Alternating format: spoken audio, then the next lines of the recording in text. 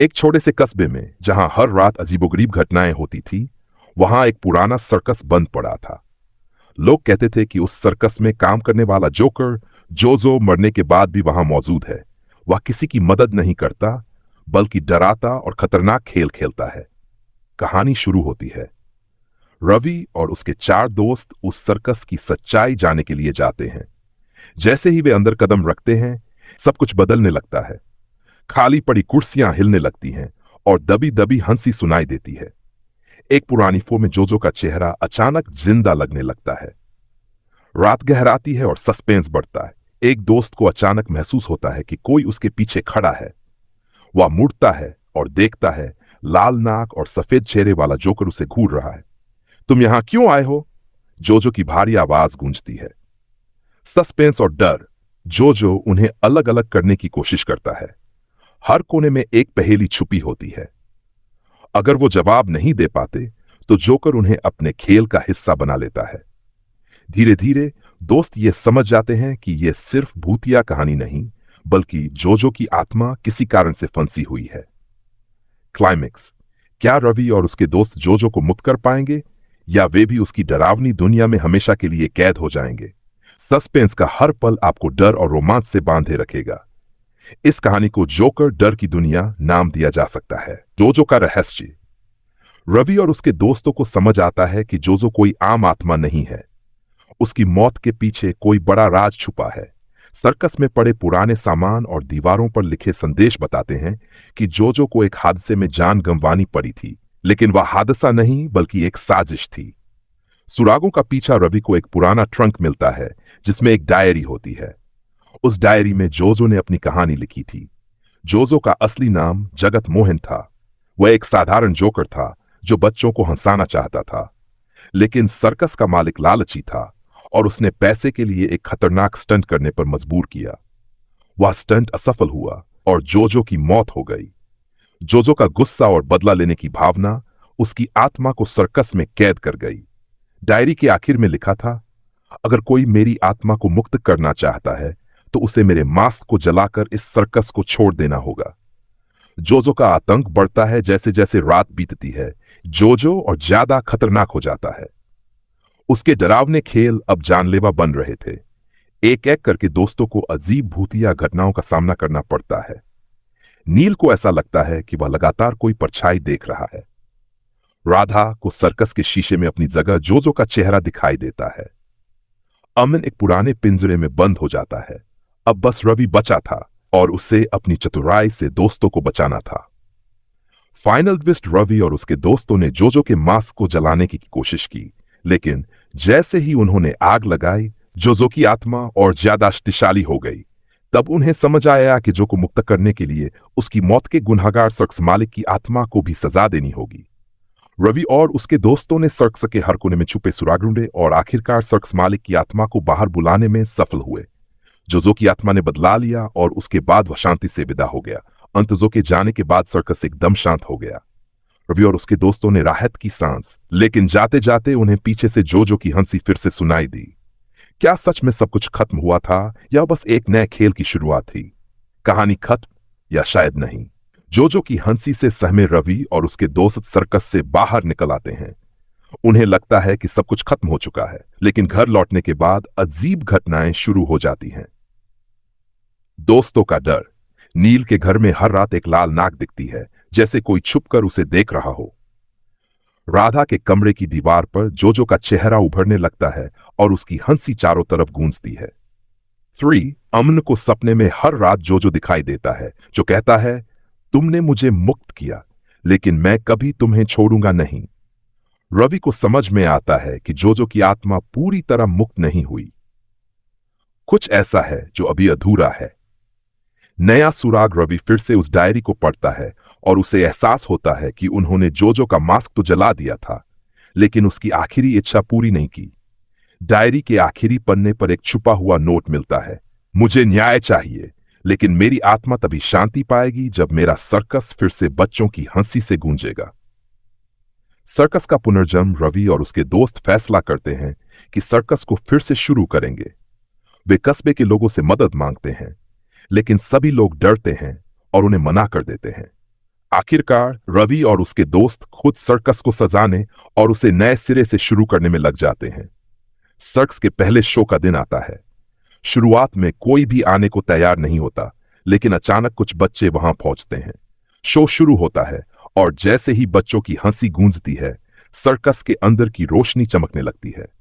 जोजो की अंतिम शांति, जोजो की आत्मा उन बच्चों को देखकर शांत हो जाती है। सर्कस में उसकी परछाई दिखाई देती है और वह कहता है, तुमने मेरे सपने को पूरा किया, अब मैं शांति से जा रहा हूं। रवि और उसके दोस्त राहत की सांस लेते हैं। लेकिन जैसे ही सर्कस खत्म होता है, एक छोटी लड़की रवि से पूछती है, वो जोकर कौन था जो मेरे पास खड़ा था? उसने कहा कि वह जल्दी लौटेगा। आखिरी ट्विस्ट, रवि और उसके दोस्त हैरान रह जाते हैं। क्या जोजो सच में चला गया, या ये एक नई शुरुआत है? या फिर नहीं, जोजो का नया खेल रहस्यमय सर्कस फिर से शुरू हो चुका था। लेकिन जोजो का डरावना साया अब भी रवि और उसके दोस्तों का पीछा कर रहा था। वह छोटी लड़की जिसने जोजो को अपने पास खड़ा देखा था, अचानक गायब हो जाती है। अगले ही दिन सर्कस की दीवारों पर खून से लिखा संदेश मिलता है, खेल अभी खत्म नहीं हुआ, अब मेरी बारी है। रवि और उसके दोस्तों को एहसास होता है कि उन्होंने सर्कस तो शुरू कर दिया, लेकिन जोजो की आत्मा अभी भी पूरी तरह मुक्त नहीं हुई है। उसे अब भी कुछ चाहिए। जोजो के नए खेल रवि को अचानक एक पुरानी किताब मिलती है, जो सर्कस के मालिक और उसकी काली जादू की प्रथाओं के बारे में बताती है। किताब में लिखा था कि सर्कस का मालिक जोजो की मौत के बाद उसकी आत्मा को कैद करने के लिए एक ताबीज का इस्तेमाल करता था।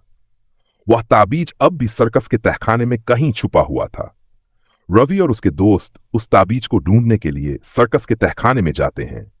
जैसे ही वे अंदर कदम रखते हैं, दरवाजा अपने आप बंद हो जाता है। चारों तरफ अंधेरा छा जाता है और जोजो की हंसी गूंजने लगती है। जोजो का सामना तहखाने के अंदर एक पुरानी ट्रॉफी रखी होती है, जिसमें ताबीज छुपा होता है।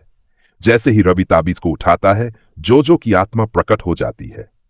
इस बार वह पहले से भी ज्यादा खतरनाक और शक्तिशाली लगती है। जोजो चिल्लाता है, तुमने मुझे मुक्त करने की कोशिश की, लेकिन यह ताबीज मुझे तुम्हारे बीच रहने की शक्ति देता है। अब तुम सब मेरे खिलौने हो। अंतिम संघर्ष, रवि समझ जाता है कि ताबीज को नष्ट करना ही जोजो को हमेशा के लिए खत्म करने का एकमात्र तरीका है। लेकिन ताबीज को नष्ट करने के लिए उसे आग और पवित्र पानी के साथ जलाना होगा। तहखाने में कोई पवित्र पानी नहीं था, लेकिन राधा को याद आता है कि सर्कस के पास एक पुराना मंदिर है।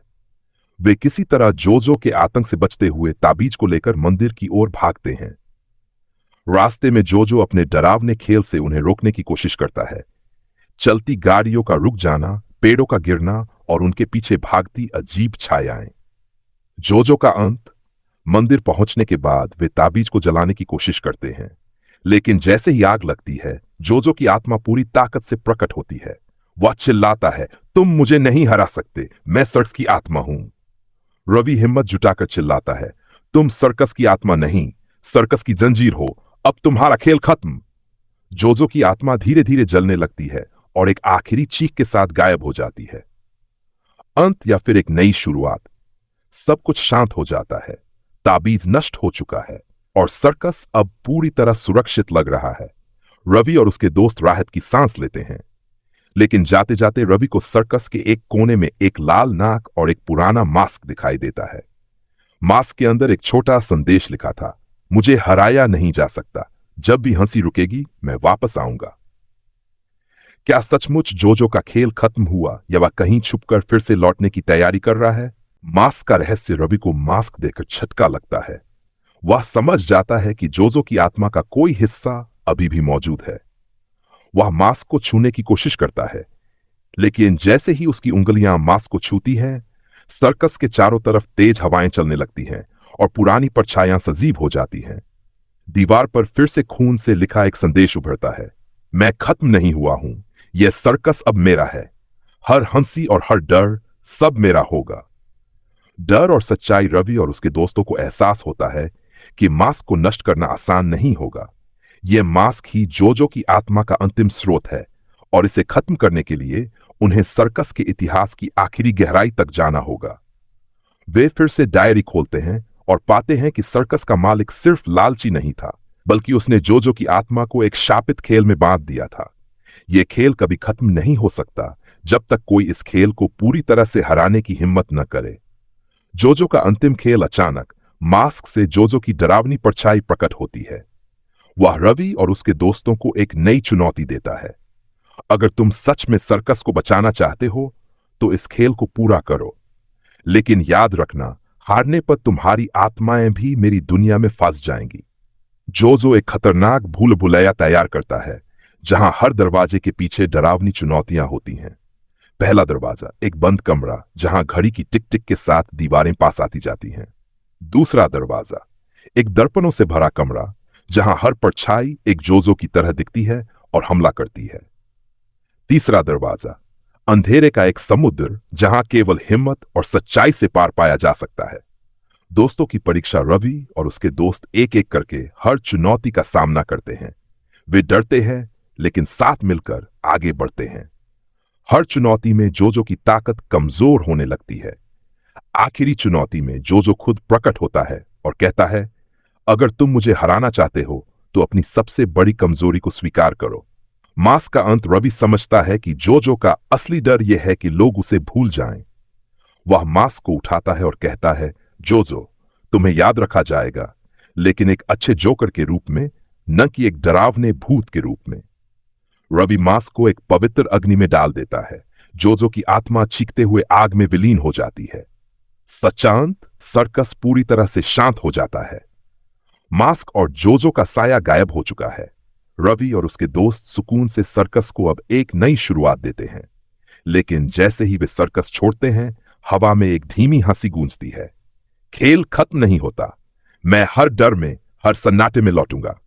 क्या यह सच में अंत है, या जोजो की आत्मा एक नई चाल के साथ वापस आने का इंतजार कर रही है?